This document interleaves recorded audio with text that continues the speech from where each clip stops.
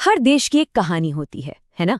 पर भारत की कहानी वो यहाँ की जमीन, पहाड़ और नदियों ने खुद लिखी है। तो आज हम यही देखने वाले हैं कि कैसे भारत के भूगोल ने, मतलब इसकी जमीनी बनावट ने, इसकी किस्मत को गढ़ा है।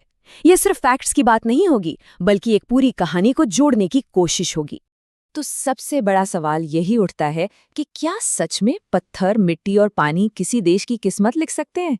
हमारा मेन सवाल यही है, आखिर भूगोल किसी राष्ट्र की नियति कैसे लिख सकता है? चलिए भारत की कहानी को इसी दमदार नजरिए से देखते हैं। हमारी कहानी की शुरुआत होती है दुनिया के नक्शे से। सबसे पहले भारत का ग्लोबल एड्रेस पता करते हैं, क्योंकि देखिए, किसी भी कहानी को समझने के लिए ये जानना बहुत जरूरी है कि वो शुरू कहाँ से होती है। तो भारत का कुल जमीनी एरिया है 32.8 लाख वर्ग किलोमीटर। ये सिर्फ एक नंबर नहीं है, बल्कि ये वो विशाल कैनवस है जिस पर भारत की पूरी कहानी लिखी गई है। इसे अपने दिमाग में रखिएगा। अब इसी विशाल आकार को दुनिया के लिहाज से देखते हैं। ये दुनिया के कुल एरिया का सिर्फ 2.4% है। सुनने में काफी छोटा लगता है ना? लेकिन असली बात तो अब है, इसी 2.4% जमीन पर दुनिया की लगभग 18% आबादी रहती है। सोचिए, जमीन के एक छोटे से टुकड़े पर इंसानों का कितना जबरदस्त दबाव है। और भारत की हर चुनौती और हर मौके की जड़ कहीं ना कहीं इसी आंकड़े में छुपी है। और भारत की बनावट भी बड़ी दिलचस्प है। अगर आप इसे ऊपर से नीचे नापें, यानी बर्फीले कश्मीर से लेकर गर्म कन्याकुमारी तक, तो ये लंबाई इसके दाएं बाएं की चौड़ाई से, यानी गुजरात के रेगिस्तान से लेकर अरुणाचल के जंगलों तक से ज्यादा है। अब इतने बड़े फैलाव का एक सीधा नतीजा ये है कि अरुणाचल प्रदेश में सूरज गुजरात के मुकाबले करीब करीब 2 घंटे पहले उग जाता है। इसी मुश्किल से निपटने और पूरे देश की घड़ियों को एक साथ चलाने के लिए इंडियन स्टैंडर्ड टाइम यानी IST को अपनाया गया। अब चलिए टाइम मशीन में बैठकर लाखों साल पीछे चलते हैं, भारत की भूवैज्ञानिक कहानी में, ये समझने के लिए कि इस देश के 2 सबसे बड़े निर्माता, यानी इसके ऊंचे ऊंचे पहाड़ और विशाल मैदान, आखिर बने कैसे। ये कहानी किसी ब्लॉकबस्टर फिल्म से कम नहीं है जो लाखों सालों में बनी।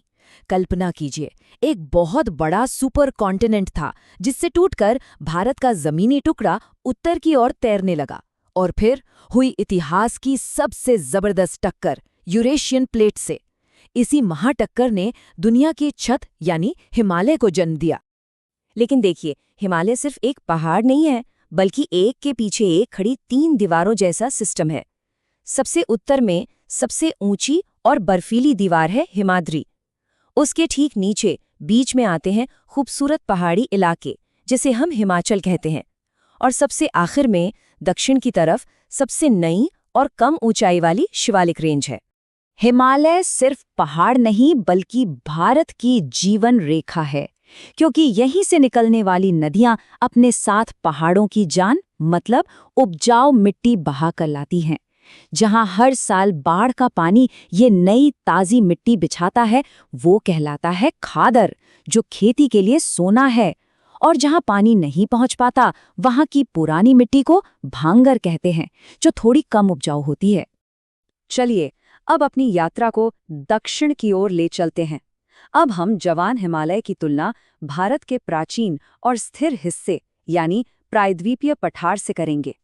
इसे ऐसे समझिए, अगर हिमालय एक टीनेजर है जो अभी भी बड़ा हो रहा है, जिसमें खूब एनर्जी है, तो प्रायद्वीपीय पठार एक शांत और समझदार दादाजी की तरह है, एकदम प्राचीन, मजबूत और स्थिर। यही उत्तर और दक्षिण भारत के बीच का सबसे बड़ा भूवैज्ञानिक अंतर है। और इस प्राचीन पठार की रखवाली करते हैं इसके 2 किनारे, पश्चिमी और पूर्वी घाट। पश्चिमी घाट एक मजबूत ऊंची दीवार की तरह खड़े हैं, जो समुद्र से आने वाली मॉनसूनी हवाओं को रोककर अपने पश्चिमी ढलानों पर जबरदस्त बारिश करवाते हैं। वहीं दूसरी तरफ पूर्वी घाट कटे-फटे और निचले हैं। ऐसा लगता है जैसे उन्हें नदियों ने अपनी जगह बनाने के लिए काट दिया हो। अच्छा, हमने जमीन की बनावट तो देख ली, पर इसमें जान कौन डालता है? तो अब बात करते हैं उन ताकतों की जो इस पूरे लैंडस्केप को जिंदा करती हैं। मॉनसून की लय और नदियों का प्रवाह। जरा इस चार्ट को देखिए, ये एक बहुत बड़ी कहानी बताता है। भारत की 77% नदियां पूर्व की ओर बहकर बंगाल की खाड़ी में गिरती हैं। ऐसा क्यों? क्योंकि पूरा का पूरा प्रायद्वीपीय पठार एक तरफ झुका हुआ है, जैसे किसी ने उसे पश्चिम से थोड़ा उठाकर पूर्व की ओर झुका दिया हो। और हाँ, भारत में मॉनसून दबे पांव नहीं आता। इसका आना एक धमाके जैसा होता है, जिसे मॉनसून का प्रस्फोट कहते हैं।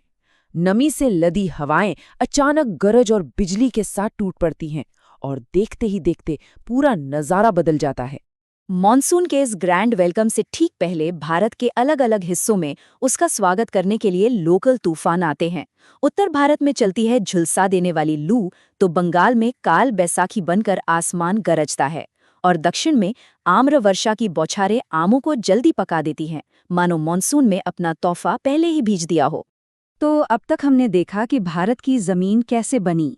अब हम इस कहानी को आज के दिन से जोड़ते हैं और देखते हैं कि ये भूगोल हमें विरासत में क्या देता है, कौन से खतरे हैं और कौन से खजाने। आपको वो टीनेजर हिमालय याद है जिसके बनने की कहानी हमने सुनी थी? वो आज भी बड़ा हो रहा है, और इसी वजह से भारत का एक बहुत बड़ा हिस्सा, जैसा कि ये चार्ट दिखा रहा है, भूकंप के लगातार खतरे में है। देश का लगभग 57% एरिया ऐसी जमीन पर है जो कभी भी कांप सकती है। जहां भूगोल हमें भूकंप जैसे खतरे देता है, वहीं ये हमें बेशकीमती संसाधनों का खजाना भी देता है। लेकिन इन खजानों का इस्तेमाल कैसे किया जाए, ये एक बहुत बड़ा सवाल है। और यहीं पर महात्मा गांधी की ये बात याद आती है, जो हमें जरूरत और लालच के बीच का फर्क समझाती है। तो इस चुनौती का हल क्या है? जवाब एक शब्द में है: संतुलन। इसी संतुलन को हम सस्टेनेबल डेवलपमेंट या सतत विकास कहते हैं। एक ऐसा रास्ता जहां हम आज की जरूरतें तो पूरी करें, लेकिन अपनी धरती को आने वाली पीढ़ियों के लिए भी महफूज रखें। और इसी के साथ हम आपको इस आखिरी सवाल के साथ छोड़े जाते हैं कि जैसे जैसे भारत तरक्की कर रहा है, क्या वो अपने भूगोल का सिर्फ फायदा उठाने के बजाय उसके साथ एक पार्टनर की तरह काम कर सकता है? इसी सवाल के जवाब में हमारे भविष्य की कहानी लिखी जाएगी।